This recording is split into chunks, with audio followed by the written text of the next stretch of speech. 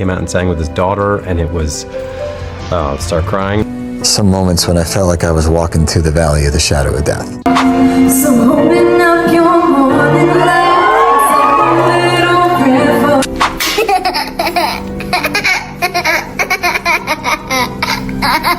The final weeks of James Van Der Beek's life were not filled with red carpets or flashing cameras.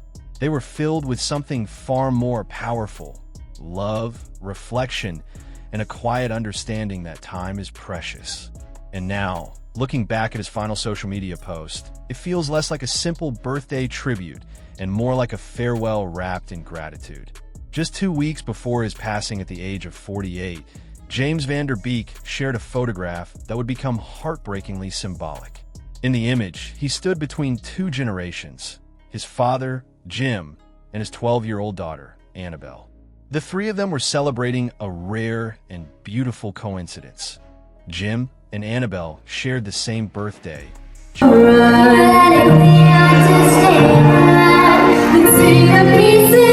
Came out and sang with his daughter, and it was, start crying. January 25th. It was the kind of detail that once seemed charming. Now it feels sacred. In the photo, James looked thinner, more fragile than fans were used to seeing. A warm wool hat covered his head, and there was a softness in his expression: gentle, present, deeply aware. He held his daughter close, leaning into her with a tenderness that spoke louder than any caption ever could. The physical toll of his 2-year battle with colorectal cancer was visible, but so was something else: peace. James Van Der Beek had been honest about his illness. to be over. He never pretended the journey was easy. There were dark days, he admitted, moments when he felt like he was walking through the valley of the shadow of death. But even then, he spoke about strength in a way that didn't feel performative. "I knew I was strong," he once said, "but I didn't know I was this strong." It wasn't bravado, it was discovery. In his final post, James wrote about the birthday his father and daughter shared. At first, he confessed he believed that date was the only thing they had in common.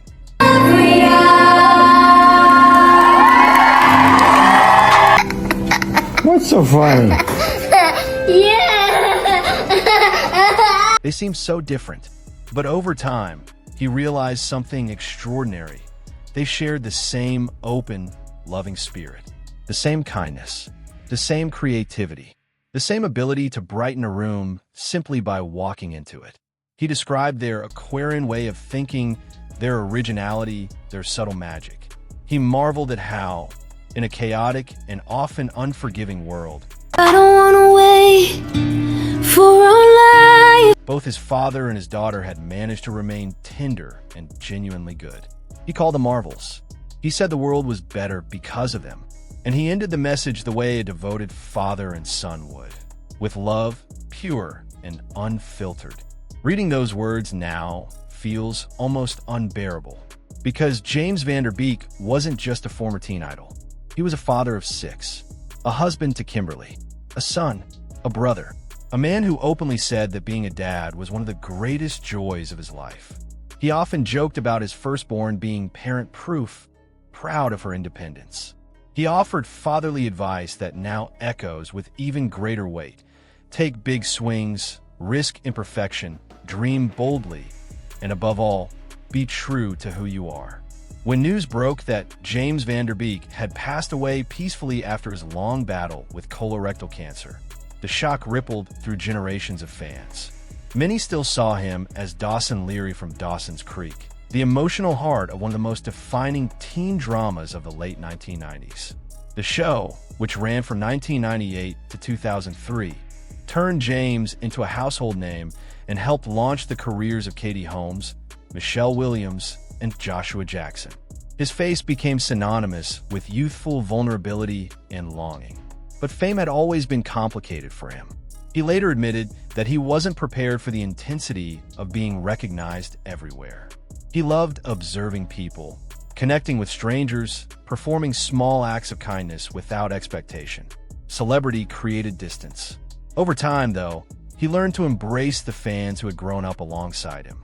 In recent years, James Van Der Beek stepped away from the chaos of Los Angeles and moved with his family to Austin, Texas.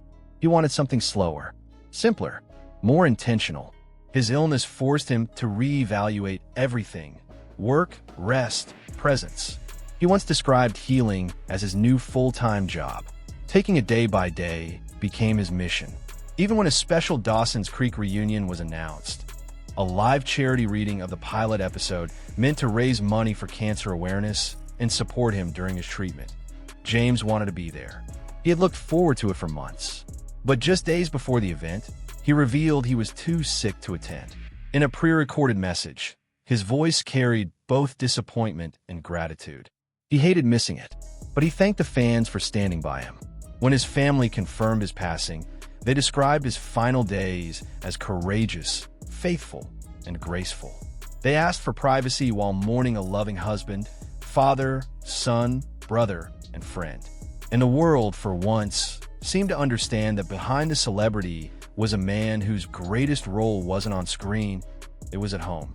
James Van Der Beek's last public words were not about fame. They weren't about career milestones or legacy. They were about kindness, about demonstrating love rather than preaching it, about being worthy simply because you exist. He reminded others to reach out to friends and family, to talk, to grieve, to hold space for one another. His final photo, arms wrapped around Annabelle, honoring Jim, now feels like a quiet goodbye. Not dramatic, not theatrical, just real. A father holding his child, a son honoring his dad. Three hearts connected across generations. And maybe that's the lasting image we carry forward. Not the teenage heartthrob under studio lights, not the red carpet actor, but James Van Der Beek as he truly was in the end. A man who chose love, who fought with quiet strength, and who left this world surrounded by the family he cherished most. His story didn't end with a line of dialogue. It ended with gratitude. And sometimes, that's the most powerful final scene of all.